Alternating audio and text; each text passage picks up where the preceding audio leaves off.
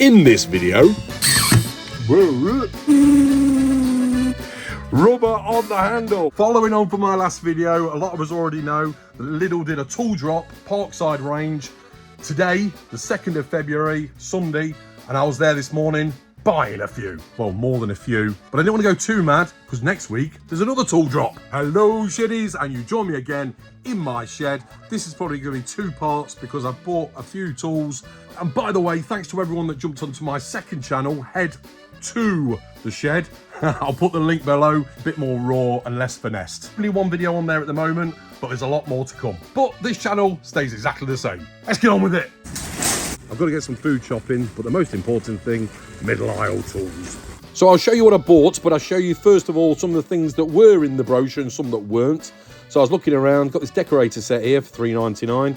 Oh, poor man's track saw clamp, $9.99, they're back in. I love those things. Batteries, of course. Oh, and these chisels, look, $9.99. I was tempted, but I thought I might give it a miss for now. Large screwdriver set, reduced to $19.99, and this cordless drill there for $14.99. Router, $29.99. And then that grinder, 76mm, I think it was, for the blades, $24.99.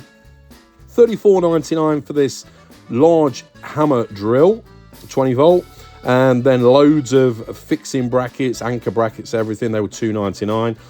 Load of pliers and pencils, different sorts of pliers. They were $2.99. This LED work light, max load 2,500 watts, and that was $19.99. Can you spot what I've bought from this lot? So did a bit of food shopping, and of course got some Parkside tools from the middle aisle. And now back in the shed, let's have a look at them. Parkside 20 volt cordless tacker and nailer. Bare unit, let me zoom out a little bit, that's better. Fires up to 30 nails per minute.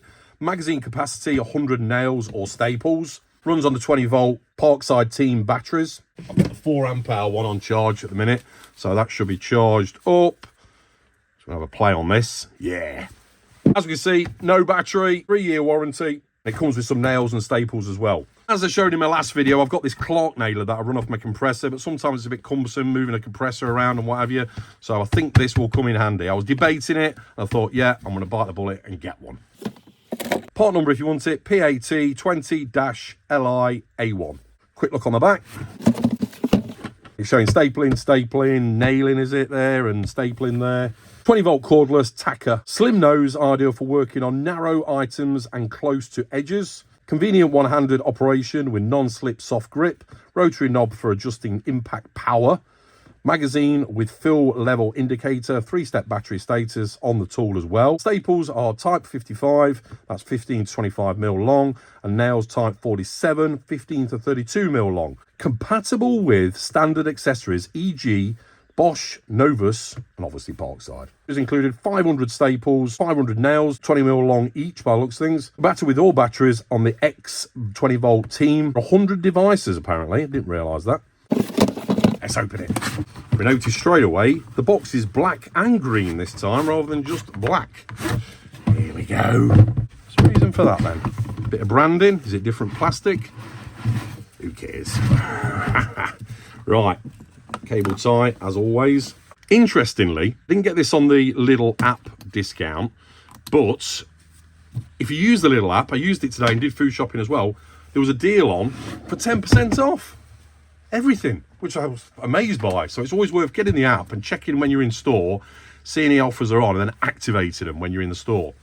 So 2 catches at the front. Let's have a quick look. Nice catches, seem a lot better than the other boxes. Let me just grab one. So this is my cordless paint sprayer that I haven't used yet. I will do a video on this soon, but look at the catches on that, look. Bit flimsy, over center catches. I mean, they do the job, but these seem a lot more robust. Handle on the top. Put a padlock in there if you want to. Right, staples by the looks of things. And nails. Manual. Yeah, I'm probably going to have to read this. Yeah, so I'll look at it first. Some sort of warning tag on there. Press the magazine slider and pull it out. Pull the staple strip into the magazine and point upwards. Put the brad nail strip in the left side of the magazine. Push. My glasses aren't that good, I don't think. Or is it just too tiny? Push the pusher assemble, and if locked. Oh, we'll work it out. Now, you know what I'm going to say, don't you? First thing. Rubber on the handle. Now, a lot of people say, what is my fascination with rubber on tools? I'm heavy-handed and I drop tools all the time. Plus, I want to feel something nice in my hand, and rubber's the perfect material, I think. Now, there isn't much rubber at the back there in case it drop it, but there's a good amount there for where your hand is. And a few people have asked as well, what's their opinion, or what's your opinion as well, actually, on rubber on tools? Do they start getting tacky and sticky over time? My experience, this one, for example, this drill's about 7 years old, or this impact driver, and that's got rubber on it. It's never got tacky. It's been smashed around a bit. I mean, a proper hammered this. It's been used for all sorts. And it's never got tacky. It's obviously broken off quite a bit because I've dropped it numerous times. Hence why I like the rubber. It's just done its job. But it'd be interesting to know what these are like over time. And if anyone's got an opinion of rubber on tools, I know there's some, I've heard a few people mention on some particular tools that do literally get grimy straight away as soon as you touch them. I suppose it depends on what sort of rubber it is. I'm not an expert, as we all know.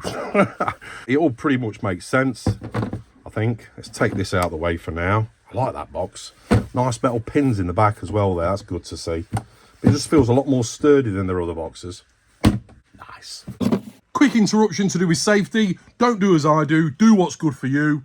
And that also goes for buying too many tools from Parkside. Obviously, we're not going to put the battery in until last. So that slides out quite easy. Just squeeze those two plastic prongs in. Little springs in there just to open them up. Or you say, and put them in on the left-hand side, was it? So I think you just slide them in there. We'll come on to that in a sec. Little indicator at the front there to show how many nails or staples are left. Clicks in nicely. Little safety trigger on the front there.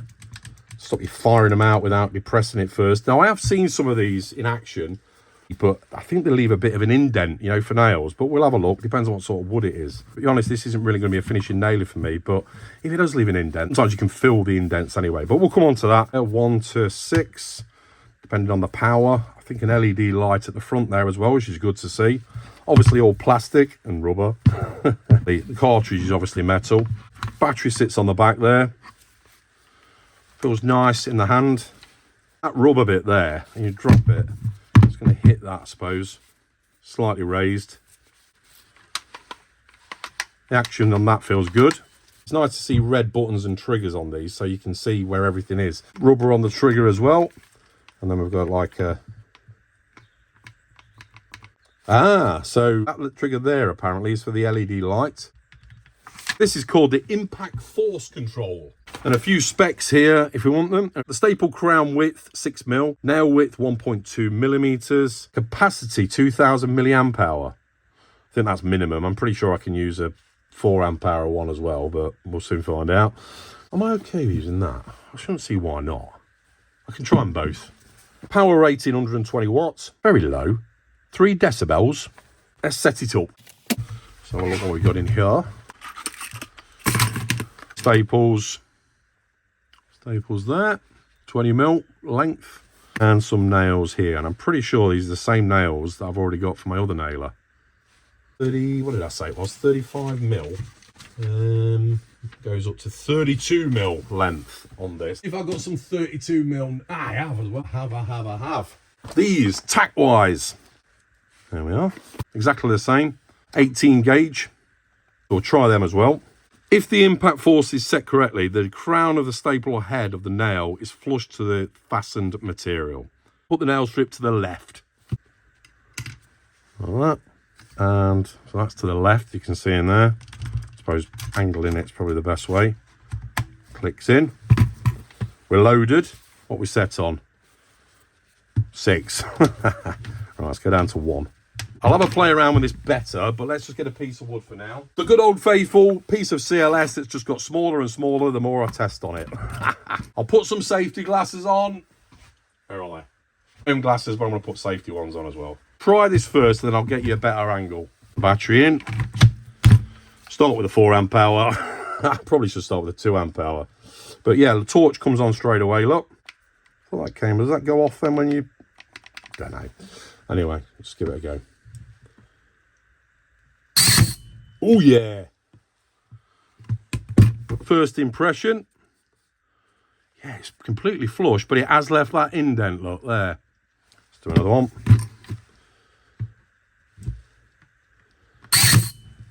Yeah, proper wax it. Turn it to 2. Interesting. Look up here a bit.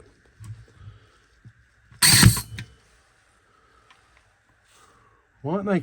Are they not coming out?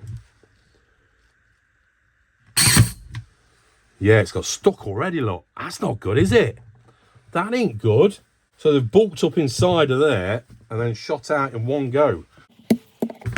Yeah, look. They all got stuck together. Oh, I've done something wrong there. Let's have another go. See it? Yeah, look. You see it's gone over. What's the reason for that? Let's put it at number 1 again. That's a bit plop.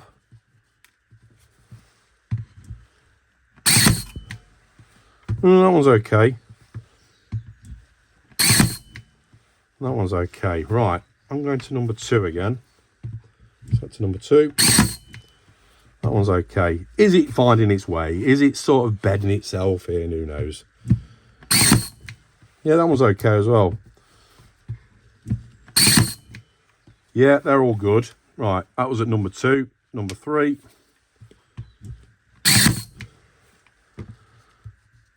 Yeah, a bit more below the surface. That one's not come out. Misfire. And again, see what's going on inside there. The left-hand side. So that was in one strip. There we go. It's opened up. Is that anything to do with it?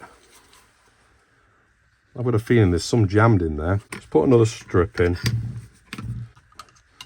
Now it's saying the left. Is it my left or is it the top left? Let's do it to the other side. See what that does. So it's going that way now. See what happens.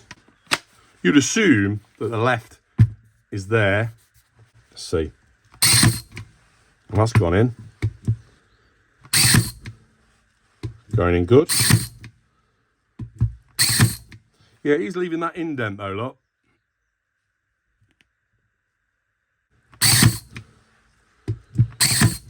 All seem good. Well, that was at number 3.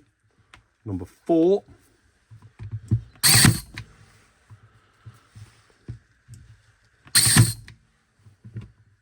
Yeah, you can see it's more of a whack. Let's go right up to number 6. Oh yeah, you can feel that. It's proper smashed it in. But all the indents look the same though. But it does seem to be below the surface. Right, let me show you from another, in fact, let me just do some staples. Battery out, staples in there. So pop. In. Battery in.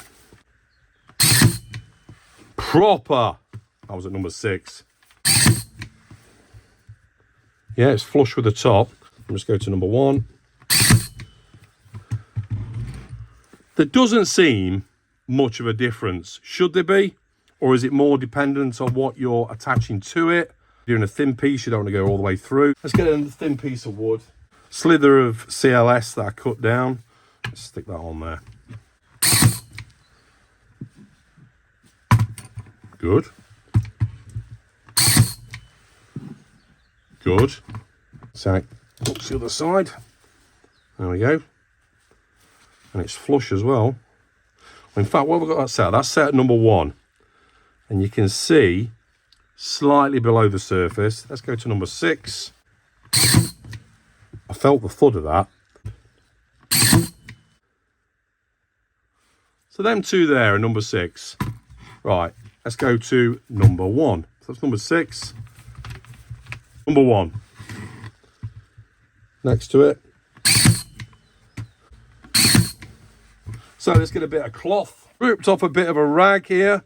So if I put one in, let's put it at number 1. Yeah, it's proper gripped on, look. Yeah, obviously it'll rip eventually, but let's say if we go to number 6, it goes through it. It was about the same, I'll be honest. Yeah, I can obviously rip it off. Try a bit of paper at number 1. Yeah, rip straight through it, of course. Well, that one hasn't. It's almost got, well, it has gone through almost, but let's go to number 6 now. About the same. No probably goes through further. Bit of card. So that's number 6. Straight through. Number 1. Now that grips, look, still leaves the indent no matter what, but if it's thinner wood, then you probably go to number 1 or number 2 maybe. But yeah, because that's gripping onto there. Try 32mm. These ones here. Pop them in there. Yeah, nice enough. That's 32mm, just whacked it straight in there. Not much else to say, really. I think, yeah, you can see those little indents, of course. But I suppose whatever your application you use it for. And if you do get little indents, I suppose you can smooth it over wood filler afterwards. The other one I've got does actually leave an indent, but not as much as that. There we go, torch, and then it stays on for a bit and then goes off.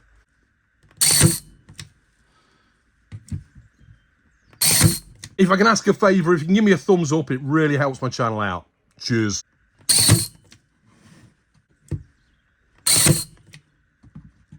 Yeah, they're all going in now. It doesn't seem to be any misfires.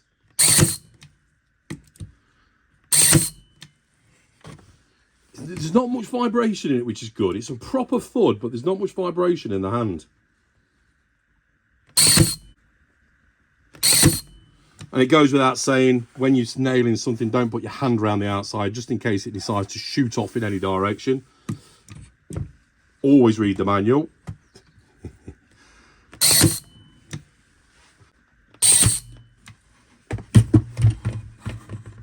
Here it is, straight through the other side. All good. I suppose there's all the things I could test it with, but I just wanted to show you out the box it working. I'm certainly going to use it for numerous applications. It was $24.99, which I don't think is too bad without the battery. In fact, let's try the 2Ah battery. Charge its up. There we go. Oh, there we go. Full steam ahead. 32mm nail. Oh, you can tell the difference. It's very sluggish. You can feel the difference in the power. Can you hear it? It's like... Still whacking them in. So, I'll do a bit of an edit. 4Ah.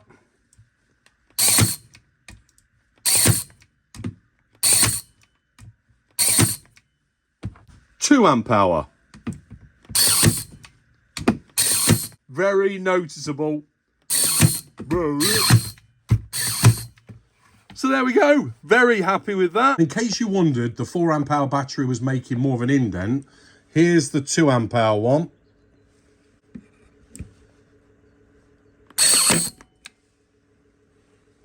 There we go. And the 4Ah. Pretty much exactly the same. Keep you posted as I use it more. Next, a 3-in-1 cordless impact driver. Now, 20 volt. Now, we say impact driver. Bit of a debate on this. One of my subscribers, Pete, he emailed me actually as well.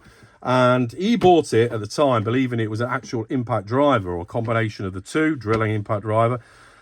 It's not. And he asked why it is called an impact driver then. Now, it does actually say it is a hammer drill. I believe it says it's a hammer drill. Does it say it's a hammer drill? Oh, 50mm in brick. So it's got a vibration as in a hammer action.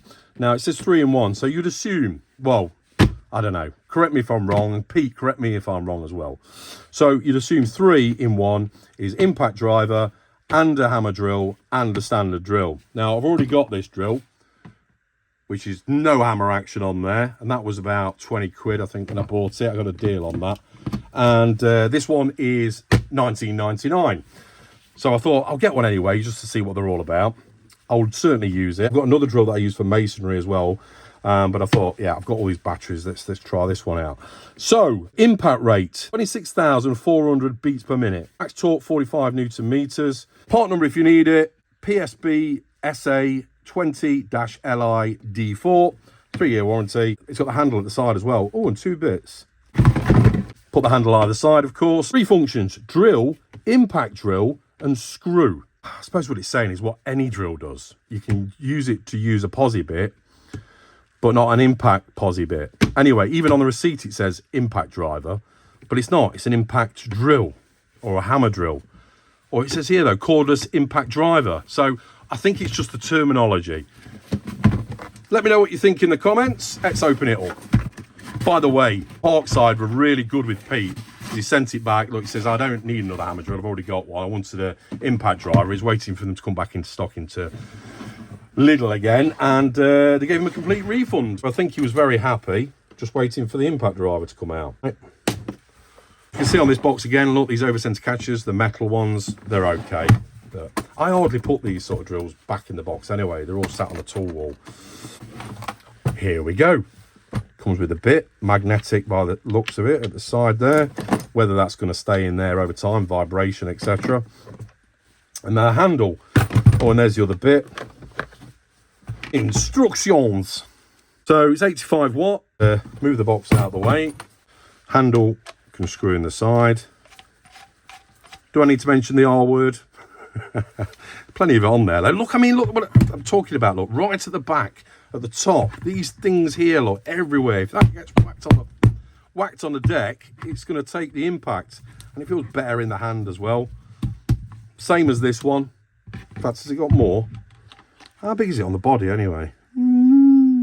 Pretty much. In fact, let me get the drill. I need the drill, not the impact driver. Pretty much exactly the same, except this one's got a hammer action and this one hasn't.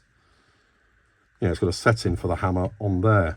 Longer in length as well, to account for the hammer action. Got the clip at the side to put on your belt if you want it. So let's screw that in there. So we can have it on the left-hand side. Rubber. Screw it on that side. Let's leave it off for now. Straight in with the 4 amp power. Oh!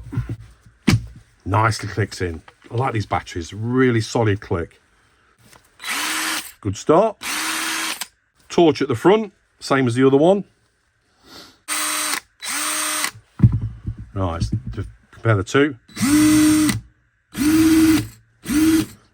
Both sparky, but I found that a lot with brushed motors. Makes you wonder why that's got a bigger opening there. Is to let more air in? Is it going to get hotter? Pretty much the same everywhere else.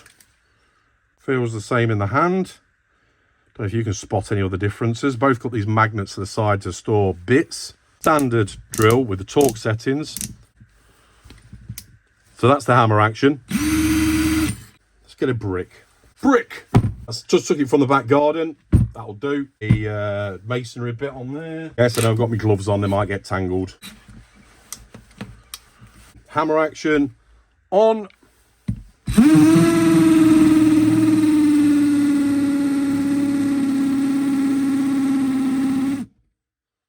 Does what it says on the tin.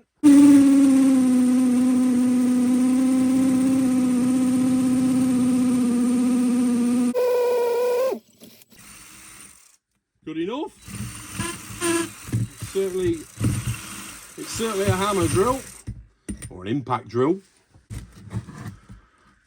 Right.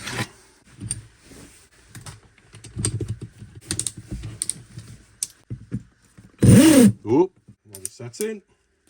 There I am. There we go. Straight through. It's got loads of power. With that 4 amp hour, it proper blasts through. Screw in number 1. Drill in number 2.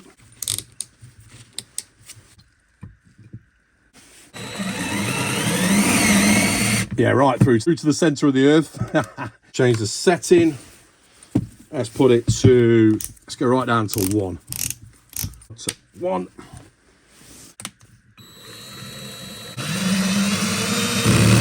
There we go.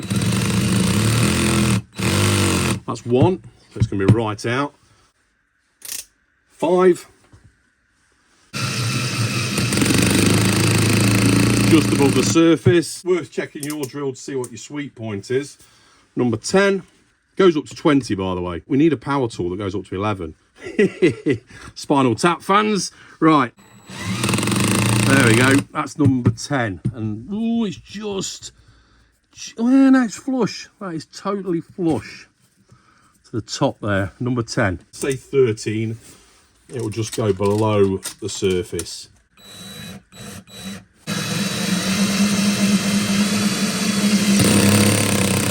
Yeah, so that's number 13.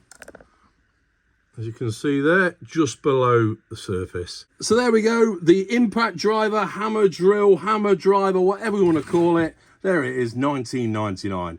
I don't think that's too bad. And just for a comparison, this is my normal drill with the dewalt bit in. I love these dewalt bits. I'll put a link below, actually. Set at 10.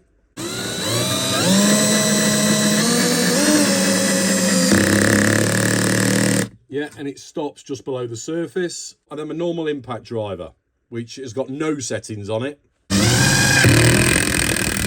And I'll just send it to the centre of the earth. Just in case you're interested. Get out.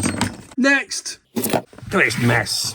These angle brackets, $2.99 a pack. Look at these flat plates. Look, as you know, I'm doing a workshop revamp. New cupboards in, new worktops, shelving, all sorts of things. These are $2.99 a pack. Look at these. They aren't bad, too bad quality, actually. These are all different sizes and different thicknesses and different designs. The good thing about these, of course, we can cut them down to whatever length and make them into different shapes. And by the way, I mentioned about the cordless bandsaw. A lot of people have seen it on the website, meant to be coming out today. Wasn't in store, and I've heard a few people saying it's not in their store either. Let me know if it's in yours. Cordless bandsaw. I think they're about $49.99 using the 20-volt batteries. A few people's opinions of them. They look really good. But anyway, here's the brackets. Little support piece in there, just a nip in there, just to give it extra support. Not bad. $2.99 a pack. I'll show you the other tools I got in the next video. I won't tell you what they are for now.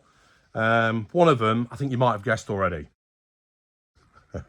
And some other tools that I bought. If you're new here, subscribe. I've got loads more videos to come, loads more on my channel. I'll put the link to it here somewhere with other tool reviews.